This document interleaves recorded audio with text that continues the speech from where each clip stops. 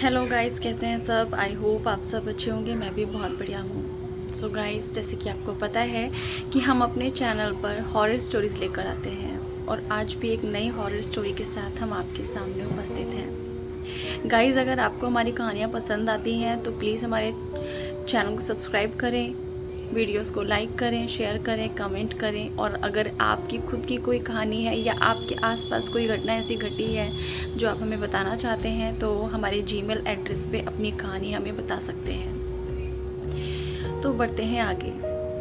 It does have a bit of a reputation for being haunted. Sights and sounds that people can't quite explain. From the great niece to the captain, that he would inherit a sizable chunk of the old man's fortune if the old man were to die. So he and his brother Frank. So guys, ये कहानी है captain Joseph white की। ये एक captain रह चुके थे merchant navy में। रिटायर्ड होने के बाद में ये अपने घर अकेले ही रह रहे थे। उन्होंने कभी शादी नहीं की। उनके पुरखों की दी हुई उनकी ज़मीन, उसका बिजनेस और उनका जो भी अपना प्रॉपर्टी संपत्ति थी वही सब कुछ संभाला उन्होंने। अमेरिका के मैसाचुसेट्स के सीलम शहर के रहने वाले जोसेफ वाइट नाम के एक वृद्ध व्यक्ति को बहुत ही बेरहमी से मार दिया गया था। कसूर सिर्फ इतना था क्योंकि उसके पास प्रॉपर्टी थी उसके पुरखों की दी हुई। उसके परिवार में और कोई नहीं था, सिर्फ दूर के रिश्तेदार थे। पर उनके दूर के रिश्तेदारों की गलत नज़र उनकी प्रॉपर्टी पर थी। और भाई, अगर हमारे रिश्तेदार हैं तो हम जानते हैं कि ये कैसे हैं। हर किसी को पता होगा उनके रिश्तेदार कैसे हैं। तो ऐसा ही हिसाब कुछ जोसेफ वाइट के साथ था। जोसेफ वाइट के पास जो प्रॉपर्टी थी उनकी पुरखों की थी। वो कभी नहीं चाहते थे कि उनकी प्रॉपर्टी, उनका जो भी संपत्ति है, जो भी व्यापार है, वो ऐसे हाथों में जाए जो गलत हो।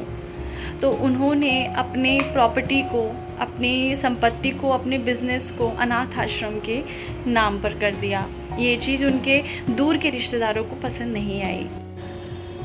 जोसेफ वाइट के जो दूर के रिश्तेदार थे उन्होंने उनको मारने के लिए एक क्राउन एंड शील्ड नाम के सुपारी किलर को पैसे दिए, $1000, ताकि वो उनको मार सके।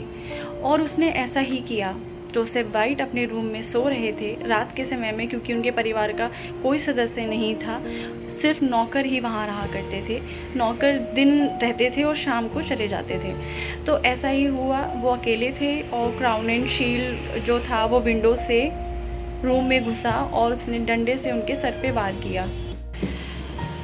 कहते हैं जोसेफ वाइट को मारने के बाद क्राउन एंड शील्ड वहाँ से भाग गया, लेकिन वो पकड़ा गया। जल्द ही वो पकड़ में भी आ गया था और उसने पुलिस की मार से जो कबूलता है, हर कोई कबूल जाता है, तो उसने पुलिस की मार से जो कबूला, उसने उन सभी लोगों के नाम ले लिए जिसने उन्हें सुपारी दी। फिर जो क्राउन एंड शील्ड था उसने आत्महत्या कर ली थी जेल में, और जो बाकी के लोग थे उनको फांसी की सज़ा सुना दी गई थी।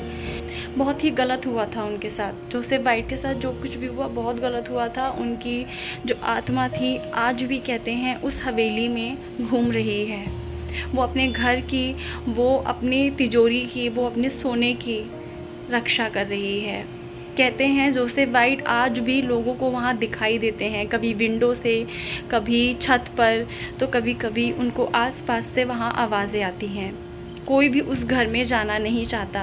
कुछ लोगों ने उस हवेली को नीलाम करने की भी, जब कोई और बिजनेसमैन वहाँ रहने आया था तो जो जोसेफ वाइट थे उसके सपने में आए और उससे कहा कि उन लोगों ने मुझे मेरे गोल्ड के लिए मार दिया, यानी कि दे किल मी फॉर माई गोल्ड।